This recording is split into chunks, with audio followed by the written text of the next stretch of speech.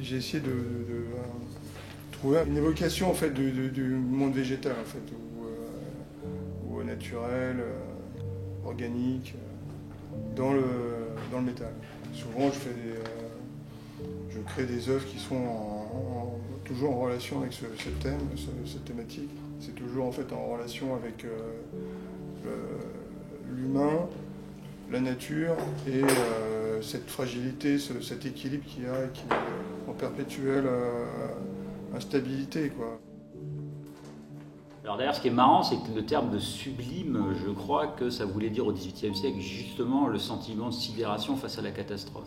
Et je crois même qu'il y avait un rapport avec la colère des dieux, un truc dans ce goût-là, enfin là, le sentiment d'écrasement de l'individu par rapport aux éléments naturels, quoi. Bon, voilà.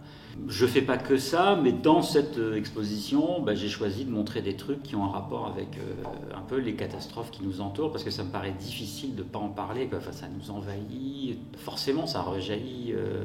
Et ça me paraît quand même compliqué de rien dire, de ce sentiment un peu de chaos qui monte quand même. Et puis donner un peu de forme à cette forme d'inquiétude, voire d'angoisse face à ce qui monte quand même. J'ai envie d'essayer de communiquer quelque chose autour de cette idée un peu de respect de la nature. Pour moi c'est évident, c'est pour ça que les matériaux que j'utilise, c'est pas des matériaux forcément nobles. Ça peut être des tôles de métal récupérées ou des tiges en métal rouillées. Je sais que ça n'a pas forcément beaucoup d'incidence sur le changement du cours des choses, mais modestement j'essaye d'apporter ma petite touche personnelle, quoi. C'est une catastrophe humaine, et c'est pas qu'un problème naturel. Bon.